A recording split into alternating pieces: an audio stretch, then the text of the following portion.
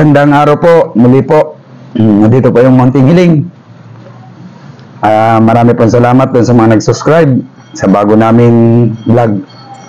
Mayroon po ditong isang humihingi ng tulong na siya po'y namatayan ng kanyang anak na panganay. Kasalukuyan po siyang pumunta rito kay Cap Edward para po humingi ng kaunting tulong para po sana sa kabaong ng kanyang mahal sa buhay na anak. Ano bang pangalan mo? Kenneth po. Kenneth. Kenneth, ano ba yung kahilingan mo para may parating natin kay boss? Kahit konting tulong lang para may pambayad po sa gustong kulinarya. Hindi naman po. Sa ngayon ay paano nabawas-bawasan naman po. Yun nga lang Ano bang hanap buhay mo, Kenneth? Ano ba yung trabaho mo? construction lang po ako. Construction. Saan ka nagtatrabaho? Sa Tikling po ako tatrabaho. Sa Tikling. Magkano naman kinikita mo sa isang araw? 600 po ako dun isang araw. 600. Yung ano mo ba, ilang buwan na ba yung anak na namatay? Isa't kalahating buwan pa lang po. Isa't kalahati. Kailangan talaga hindi patagalin kasi bibing-bibi pa pala yung bata.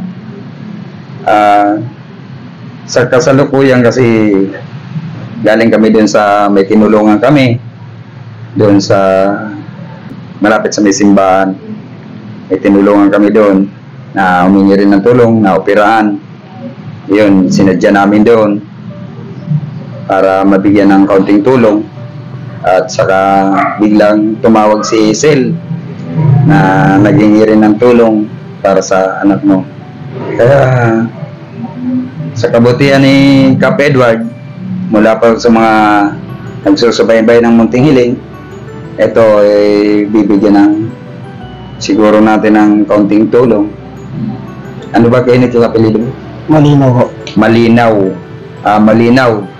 Ito po si Kenneth Malinaw na dumulog po sa programang Munting Hiling na para po sa pinakamamahal niyang anak na kasalukuyan po ngayon nakaburol, na yung bata po 1 buwan kalahati pa lang.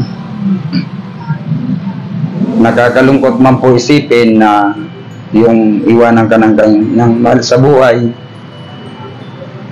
pero hindi natin inaasahan talaga na ang buhay ng isang tao bigla ka na lang kukunin. Hindi natin alam kung kailan din tayo kukunin. Kaya sana makatulong tayo sa mga tao na mga nangangailangan. Mula po dito sa programang Munting Hiling, kung sino man po sa inyo may kahilingan na nag-iikaw sa buhay, kulang talaga sa mga pinansyal, narito lang po yung programa ni Cap Edward. Handa pong tumulong sa inyo. At saka po dun sa mga nagbabaser kay Mayor Alan, pasensya na po kayo kasi hindi naman po lahat kayo matutulungan ni Mayor Alan na araw-araw po ang daming nakapela na humingi ng tulong kay Mayor Alan. Kaya sana po maintindihan nyo si Mayor Alan, hindi po sapat ang 3 taon na pagkakaupo ng isang mayor. Binabas nyo po si Mayor kung ano-ano po yung sinasabi nyo na hindi nakakatulong. Kasalukuyan po si Mayor may programa rin po. Kaya lang hindi po yan sapat ang 3 taon na pag-uupo ng isang mayor na matupad niyan lahat nyo na minimiti nyo. Kaya sana po maintindihan mo si Mayor sa mga hinihiling nyo, mga inanaing nyo na hindi na ibibigay ni Mayor. Dahil po si Mayor busy lang po ngayon, marami rin po siyang iniintindi. Kaya po itong programa ni Cap Edward na Munting Hiling na kasalukuyan po ngayon, na kung sino man yung nangangailangan, sana po intindihin nyo naman Mayor natin, hindi po lahat kay Mayor inaasa yung mga pangangailangan nyo.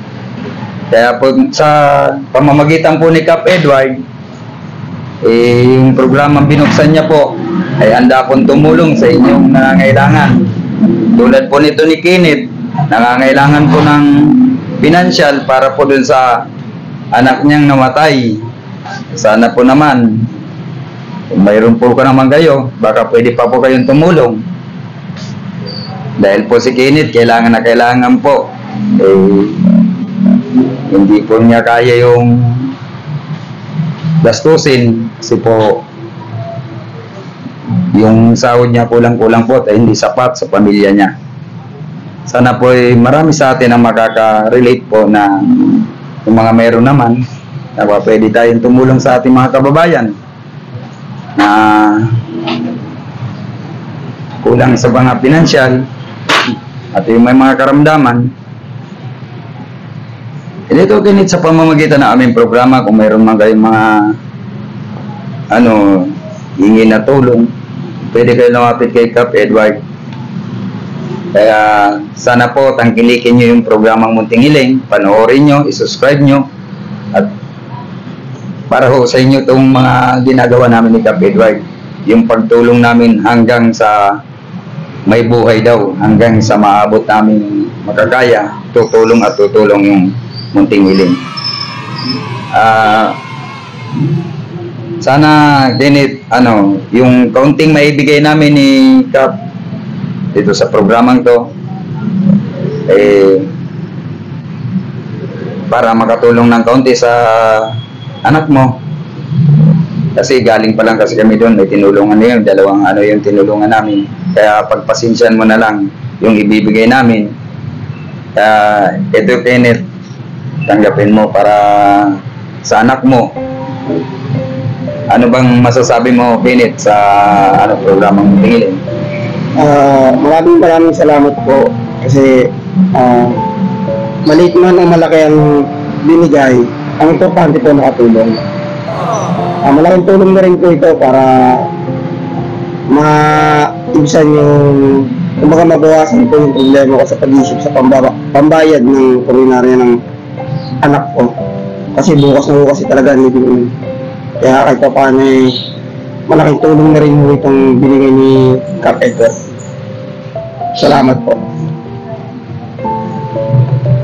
Mula po sa programang Munting Hiling, muli po nagpapasalamat kami sa mga subscriber, sa mga sumusubaybay ng aming programa, na sana po wag po kayo magsawa na tangkilikin ang aming programa, na marami pa po tayong matulungan ng mga kababayan natin na kulang po sa mga financial, sa mga yung may mga sakit po, yung may mga karamdaman, mga hindi na nakakalakad. Handa po kami tumulong ni Kap Edward.